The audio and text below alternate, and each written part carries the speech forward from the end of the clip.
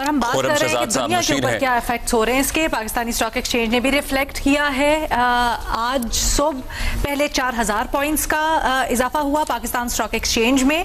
कारोबार के दौरान एक्सेप्शनल तेजी देखी गई और अब बताया जा रहा है अब से कुछ देर पहले 5000 से ज्यादा पॉइंट्स का इजाफा। शहजाद साहब हमारे साथ मुशीर है वजारत खजाना के। खुर्रम साहब, रात में जब दुनिया को लग रहा था कि शायद ये तनाज़ा और बढ़ जाए और दीगर मुल्कों तक, जीसीसी कंट्रीज तक फैल जाए, जब ईरान ने कतर पर अमरीकी बेसिस पे हमला किया, तब हम देख रहे थे कि ऑयल प्राइसेस नीचे आ रही हैं। सो क्या मार्केट को अंदाजा था कि अब यहां से मामला बिगड़ेगा नहीं, सेटल होने की तरफ ही जाएगा?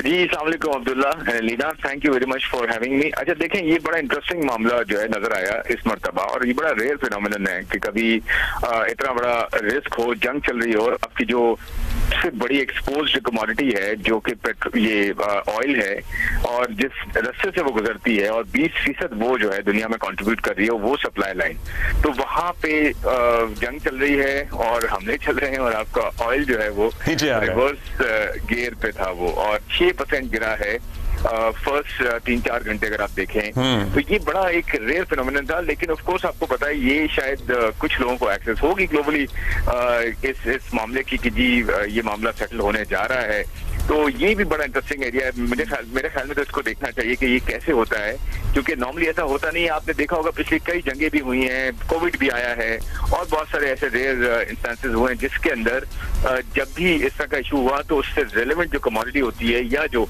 रेलेवेंट जो मार्केट्स होती हैं वो अपना इम्पैक्ट जो है उसी डायरेक्शन में दिखाती हैं। लेकिन अच्छी बात क्या है, आपका ख्याल है कि कल जो ट्रंप ने सोशल मीडिया के ऊपर पैगाम जारी किया कि एक तरह से इंतबाह कर दिया सबको कि आप पेट्रोल की कीमतों के ऊपर ना पैनिक करें, उसने कुछ कंट्रीब्यूट किया होगा या वैसे ही?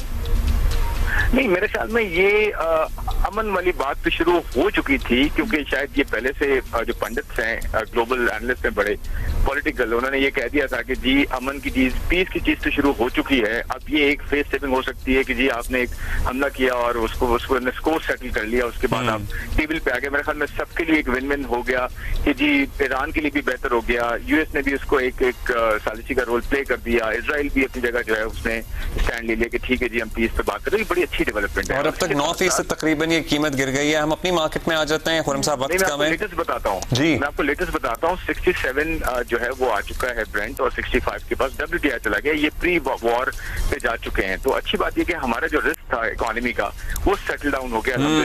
हम अपने पे आते हैं क्योंकि हमारे लिए भी जाहिर है, हमारा भी सबसे बड़ा इम्पोर्ट है, तो हमारे लिए तो बहुत अलार्मिंग सूरत हाल हो जाती है जब कीमत बढ़ रही होती है तेल की। अभी हमारी मार्केट जिस तरह मुस्बत रिएक्ट कर रही है, मतलब हमने कूलिंग डाउन का पीरियड दिया हुआ है मार्केट को, आप क्या लगता है आप यही ट्रेंड देखेंगे आने वाले चंद दिनों में भी?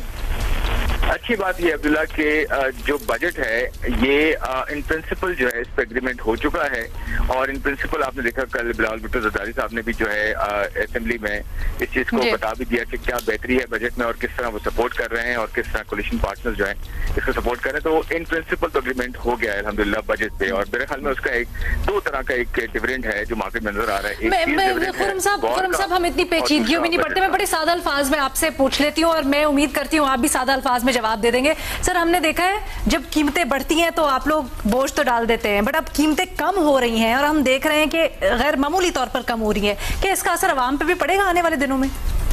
देखें, इसमें ना बाइंग की एवरेज प्राइस होती है। आपको देखना है कि वो जो फोर्टनाइट एंड होगा तो उसके जो हमारी कंपनियां इंपोर्ट करती हैं उनकी क्या एवरेज सर प्राइस वो पहले भी मेरे ख्याल में एक बीच में सर वो पहले भी जवाब देता हूँ। हाँ जी, मैं जवाब देता हूँ कि मुझे लगता है कि बीच में एक अपटिक आ सकती है, बट ये सेटल डाउन हो जाएगी बहुत जल्दी और इंशाल्लाह इसका इम्पैक्ट बहुत बड़ा नहीं होगा और आगे जाकर मजीद बेहतरी होगी इंशाल्लाह।